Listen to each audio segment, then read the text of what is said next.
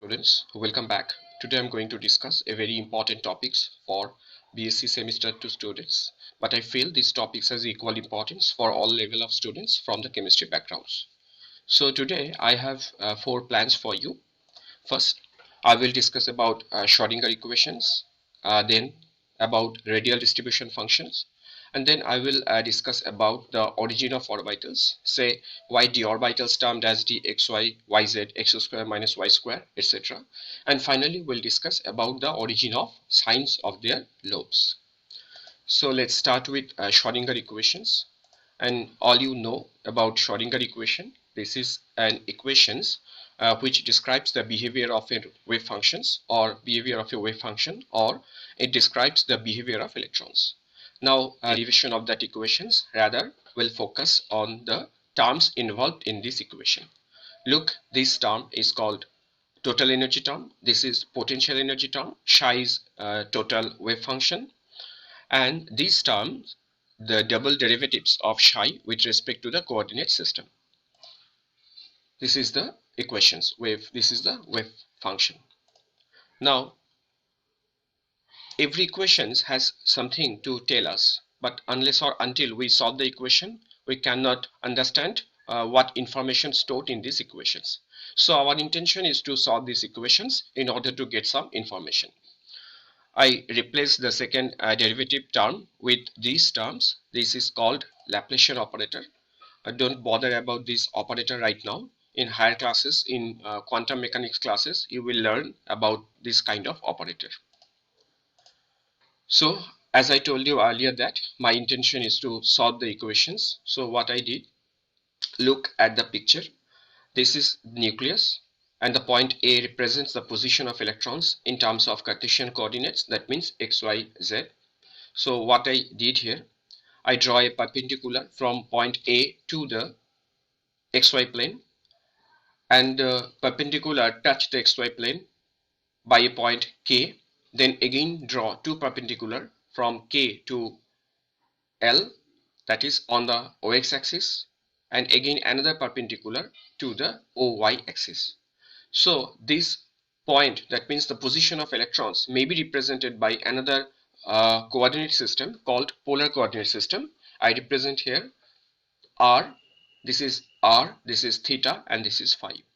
So every coordinate system, every electrons or position of electrons can be represented by either Cartesian coordinate system or in terms of polar coordinate system. Now my intention is to correlate between these two systems. That means I want to correlate the Cartesian coordinate with the polar coordinates. So here are some simple mathematical interpretations. So you if you cannot understand all these terms, just follow the three relationship. That means z equals to r cos theta, x equals to r sin theta cos phi, or y equals to r sin theta sin phi. So these three relations represents the relationship between Cartesian and polar coordinates. Now again, this is Schrodinger equation. I just replace the potential energy term with E square by r value. Now if we replace the Cartesian coordinate value in terms of polar coordinates, that means if I replace z with r cos theta, similarly x and y, then the Schrodinger equation converted into a new equations, which is again called Schrodinger equations, but in terms of polar coordinates. This is the Schrodinger equation in terms of polar coordinates.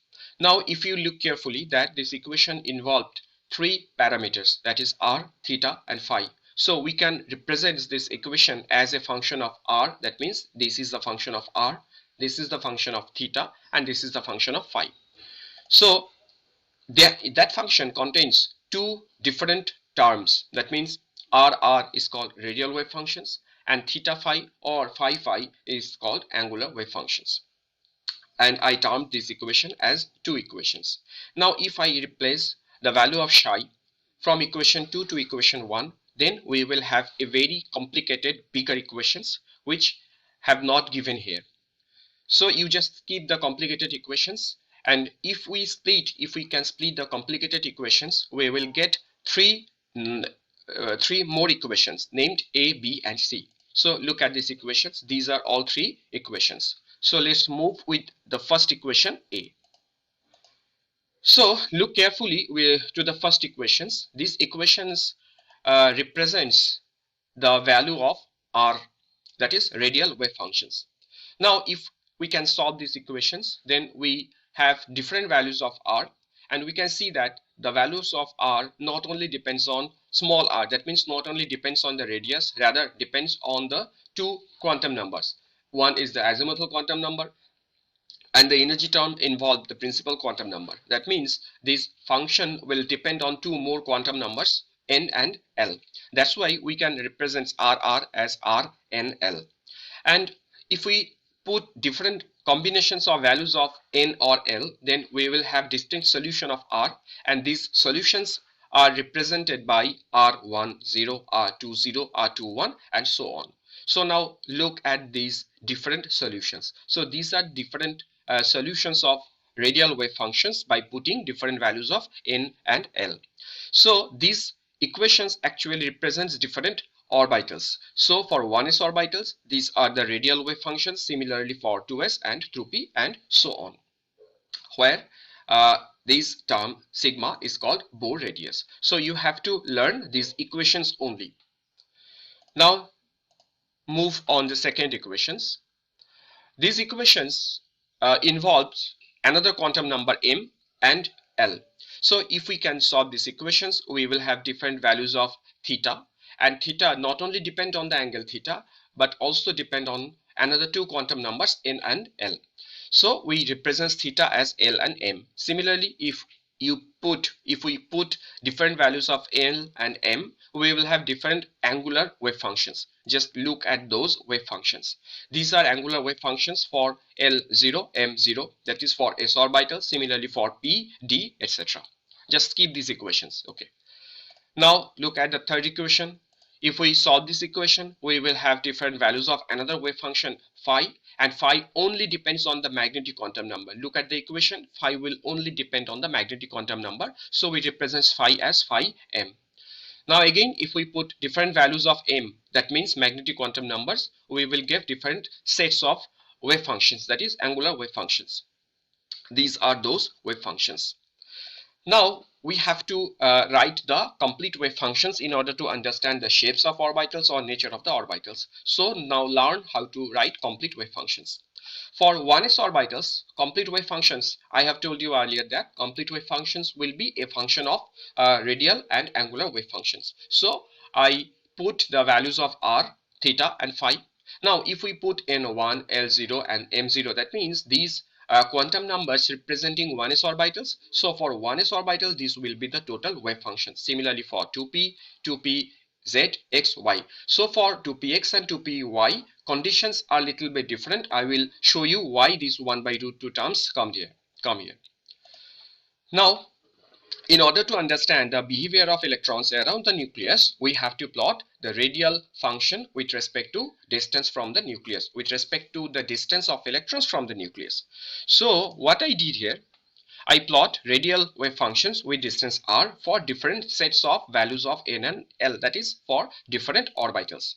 Now look at these three curves. Okay, if we look at these three curves, you will find that in these regions, probability of finding electrons is maximum, and in this region, probability of finding electrons is negative. So there are some problems. Why?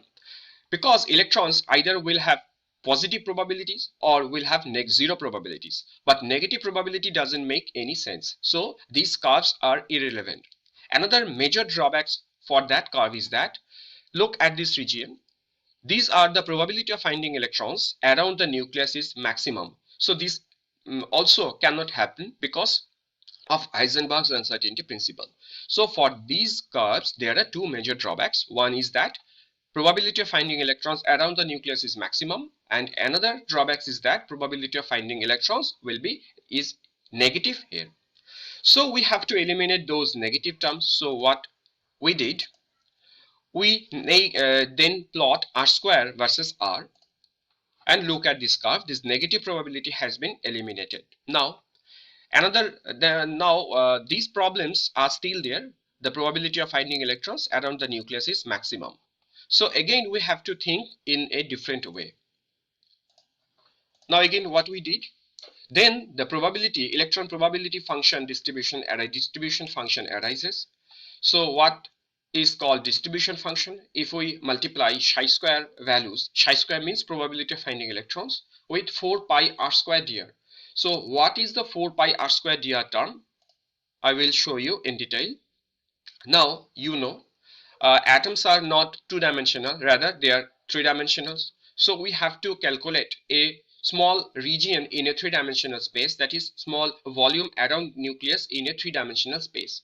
So we draw two circles. One is the smaller circle of radius r, another is the bigger circle contain of radius r plus dr. So dr is the thickness of the sphere. Now our intention is to calculate the volume of the small thickness of dr. So what we did, we first calculate the volume of the bigger sphere, that is 4 pi r plus dr cube, and then subtract the volume of the smaller sphere, that is 4 pi r cube, 4 by 3 pi r cube. And then we eliminated this smaller term, and we got these equations. That means dV equals to 4 pi r square dr. That's why we multiply chi square with this term, and we got the total probability distribution electrons. So in order to represent, or in order to express the probability of electrons around a nucleus, these terms represents betterly. Now look at this probability distribution function graph. Now in all those graphs, you can see that the major two drawbacks, as I have told you earlier, that the major two drawbacks has been eliminated. There is no negative probability, and also electrons probability of finding electrons around nucleus is not maximum, rather it's zero. So it's quite logical. Now look at the nodes. Look at these 4 points. In these points, probability of finding electrons is 0. So where probability of finding is 0, we call these points as nodes.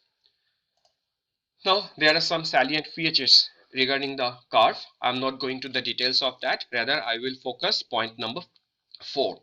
Sometimes in your exam paper these questions may be asked that explain the penetration power of these three orbitals, 3s, 3p and 3d. So we can explain the probability of penetrating power using the curves. Look at this three curve for 3s, 3p and 3d. Now in that region, this region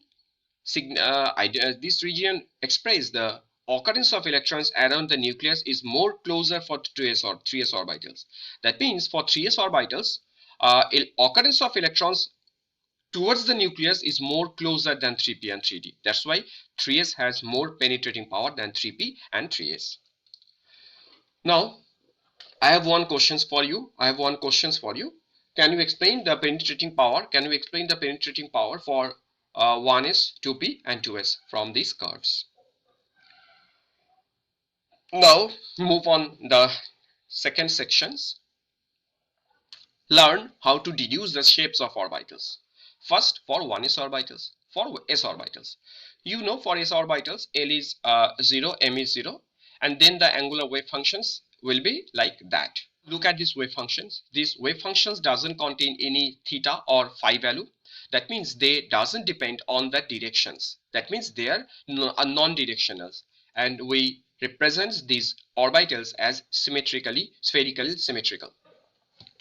Now if we put the values of L equals to 1, and we know for L1 M will have three different values, 0, +1 or -1. Now I put the first value L1 M0, then angular wave function will depend on the value of z. That means these orbitals will be termed as PZ orbitals, and it will have direction towards the z axis, and this is the shape of the PZ orbitals. It has the double dumbbell shape. Now if we put L1 M +1 or -1, look at the wave functions. Now these wave functions are not acceptable, because you look that these two wave function have imaginary quantities I, and we know that imaginary values or imaginary solution cannot be accepted. So we have to normalize these two equations 1 and 2, and there are various processes of normalization. We can normalize these two equations either adding or subtracting. Now first we add equation number 1 and 2. Okay, when we normalize this equation by adding, then we will get another wave function, and the wave function is dependent on the value of x. That's why then we term this orbital as px orbitals. Another wave functions will be looks like this wave function is dependent on the y value, and we term this orbital as py orbitals. So actually these are the origin how names of these orbitals came. Now in summary, if you put L1 M0, you termed this orbital as pz, or if you put L1 M either plus 1 or minus 1, you may term this orbital as either px orbitals or py orbitals. Now move on the d orbitals. Now you know for d orbitals L values is 2 and M will have 5 values. I put the first value L2 M0. Now look at the wave functions. The wave function is dependent on the value of z square, not z. So we term this orbital as d z square orbitals. Okay. Look at the dz square orbitals. Now I put L2 M plus 1 and M minus 1. Then I will have two more wave functions, angular wave function. One is this equation number 3 and another is this equation number 4. Okay. Again, you look that these two equation also contains imaginary quantities.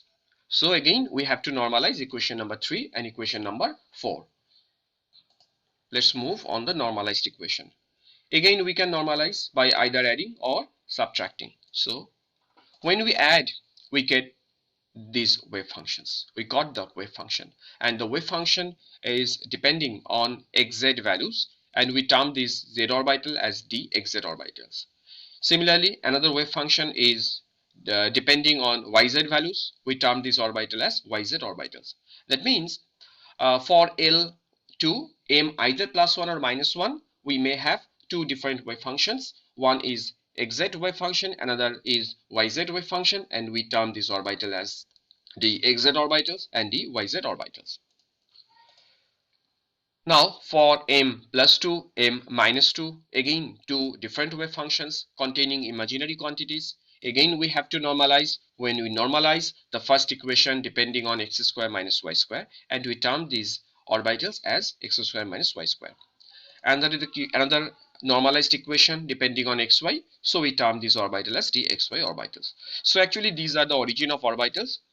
You don't have to remember all the calculations, rather just focus on the parameters based on which we term these orbitals as dxy or yz, etc, etc. So in summary, look, M plus 2 minus 2 xy or plus 1 minus 1 yz, sorry, okay, or again minus 1 plus 1 we may term as the xz orbitals. These are x square minus y square, and these are z square orbitals. So now move on another important one is called nodes. We have told you earlier that nodes is the points where probability of finding electrons is 0, and we calculate the number of nodes in any orbitals using this formula n minus l minus 1. So if someone asked you to calculate the nodes in 3s orbitals, then what you did, you just put the value of n as 3, l as 0, then you find that 3s has 2 nodes. Now as the 3s orbital has 2 nodes, so it will be bigger in size than 2s orbitals than 1s orbitals, because 2s has 1 nodes, 1s has no nodes. There are some three-dimensional picture of nodes. There are another nodes called angular nodes. So what is the angular nodes? I show you a picture here. Okay. Now if you look at the shape of these p orbitals, then you will find that p orbitals has the two lobes, and between these two lobes there is a plane where the probability of finding electrons is 0, and this plane is called angular nodes. These three planes are called angular nodes. So each p orbital has one angular node. That means we can assign a formula for angular nodes, and the formula is L. The value of L is the value of angular nodes. So p orbital has one angular node. Similarly, d orbitals, as the d orbitals has L values too, so d orbitals will have two angular nodes. Now we are going to discuss about the sign of their lobes. Okay, so you find that these are the wave function for pz orbitals. Now if we put the value of z as positive, wave function will be positive. The value of z negative, wave function will be negative. That means each p orbitals has two lobes with two opposite sign. One will be positive and another will be negative, because if we put z as positive, you will have positive wave function, and if you put z negative, you will have negative wave functions. That's why p orbitals will have two lobes with two opposite signs. Now for d orbitals, situations are a little bit tricky. Now look at the point number A. So here you will find that I will show you the wave function for the xy orbitals. Now for the xy orbitals, if you put x as positive, y as positive, overall wave function will be positive. This is very interesting. Okay, so again I am repeating this term again. If you put x as positive, y as positive, wave function will be positive. X positive, y negative, wave function negative. X negative, y negative, wave function positive. X negative, y positive, wave function negative. That means the xy orbitals will have alternate positive, negative signs. Okay, so I will show you the picture later on. Now for the xy, or x square minus y square, look at the wave function. If you put x as positive, x square will always be positive. If you put y as a negative, y square always negative. So x square minus y square orbitals will have sign always positive along x-axis, always negative along y-axis, because y will be always negative at any values of y. Now for the z square orbital, if you put z as plus or minus, z square will be always positive. So the lobes that directed towards the z-axis will be always positive. Now look at their signs. These are exact alternate positive, negative. Actually xy, yz and zx will have same behavior. Similarly for yz, similarly for xy. Now look at the x square minus y square. X square, that means along x-axis always positive, along y-axis always negative. For z square, along z-axis always negative. That is always positive. This part is a polar part. Actually, why d orbitals are double dumbbelled, p orbitals are single dumbbelled. So there are so many reasons. We can explain the behavior of these orbitals or the shapes of these orbitals with the sines or cosine curves. I will make a video later on regarding these kind of discussions. So I think you learn a lot from this video. So thanks for watching.